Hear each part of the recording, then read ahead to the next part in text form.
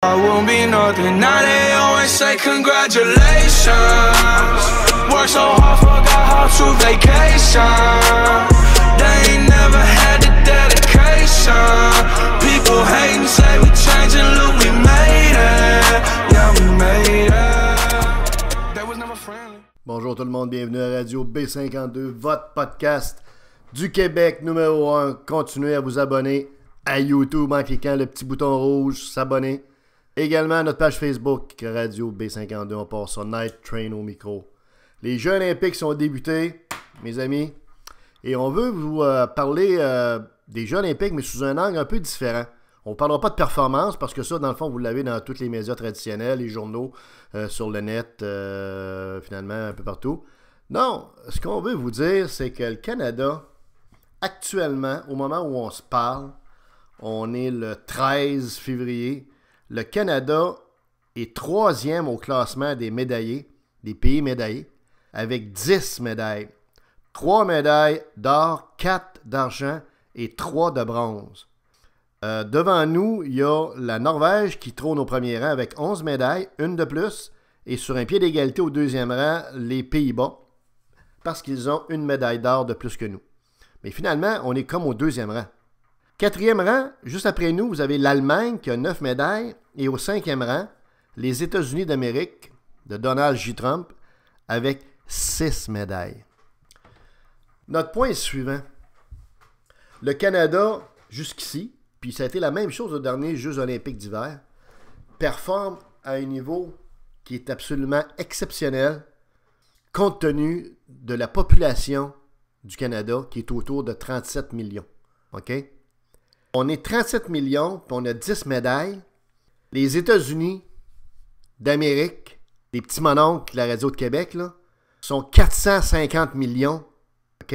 Plus que 10 fois plus que la population du Canada, et ils ont 6 médailles.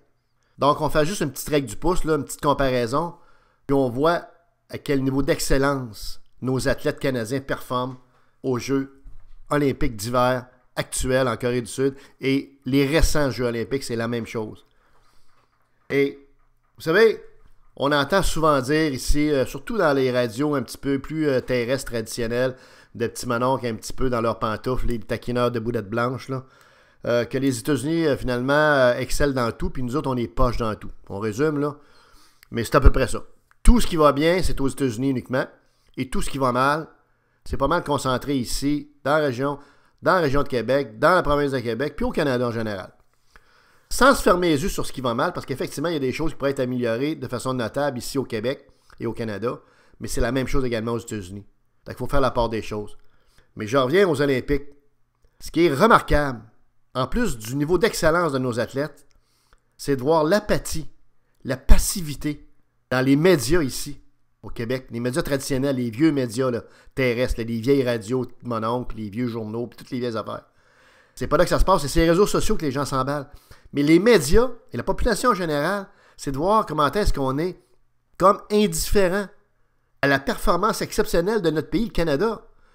Puis on devrait oublier la politique, là, tu péquistes, pas péquistes, souveraineté, impérialisme, toutes les cochonneries qui finalement nous ont abouti absolument à rien, sauf à perdre des sièges sociaux à Montréal. Non, mais on a des athlètes exceptionnels au Canada. On est passif. OK? C'est pas incroyable. Il y a une petite madame qui écrivait dans le journal communiste de Pierre Péladeau, le Journal de Québec, qui écrivait que ça broyait trop à TV. Imaginez-vous, ça broyait trop. C'est ça son point de vue là, qu'elle exprimait. Elle gaspillait de l'espace dans le journal qui est lu par un paquet de monde pour dire que les athlètes canadiens pleuraient trop. Écoute, ma petite madame, là, il faut comprendre une chose, là, c'est quand tu gagnes une médaille aux Jeux olympiques, tu es un des athlètes d'élite. Tu as fini premier, deuxième, troisième, ou même si tu n'as pas eu de médaille, si tu as fini quatrième, sixième, c'est très beau pareil.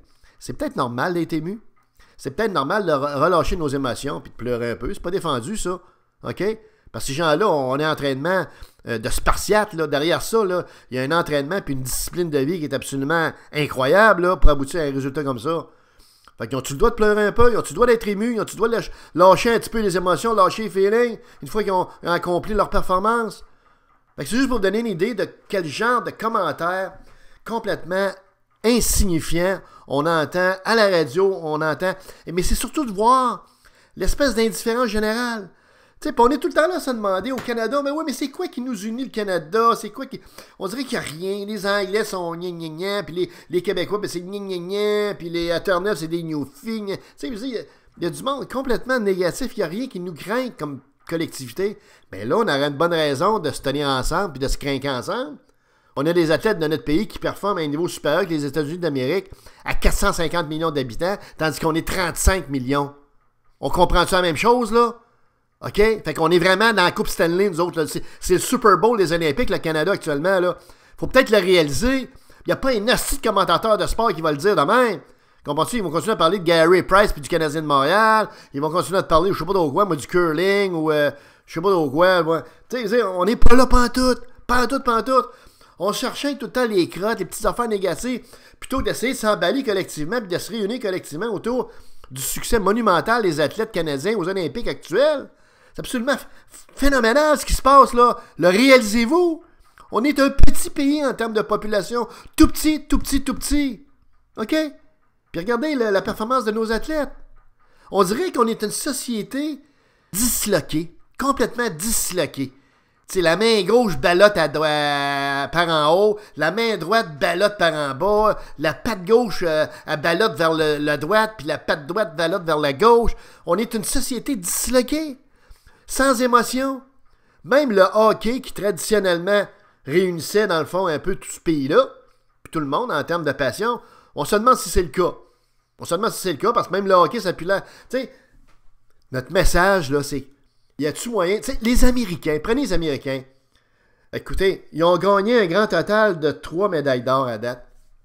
Et quand vous écoutez les réseaux américains, c'est comme s'ils venaient de gagner la 3e guerre mondiale. C'est comme s'il y avait 25 médailles d'or de gagner à date. Comprenez-vous ce que je veux dire? Les Américains, avec une petite réalisation, un petit succès, vont en faire quelque chose de big. Ils vont s'emballer. Ils vont sortir les drapeaux, comprends-tu? Tout partout. Ils vont avoir un drapeau accroché à chaque maison, dans chaque pièce. Même dans les chiottes, ils vont avoir un drapeau. Ils vont avoir des drapeaux partout, le patriotisme. Ils vont tirer des coups de fusil en l'air. Bon, écoutez... On caricature, on cabotine un peu, là, mais je veux dire, les Américains, il faut leur donner ça. Quand vient le temps de se mobiliser derrière leur patriotisme, leur drapeau, puis leur succès, ils sont là. C'est sûr que c'est too big, too fast. Comprends-tu? C'est démesuré, c'est américain. Eux autres sont à l'autre extrême de nous autres. Nous autres, c'est le contraire. On dirait qu'on est gênés de réussir. On dirait qu'on est gênés d'être les meilleurs.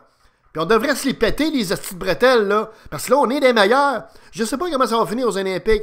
On va-tu finir avec 20 médailles, 25, 30 médailles? Mais je peux tout de suite vous parier qu'on va finir avec un classement très honorable. On serait peut-être pas 3e, mais on va être très bon. Encore une fois, compte tenu de notre population, compte tenu de nos moyens financiers, là. OK? C'est ça qui est... Puis évidemment, je termine là-dessus.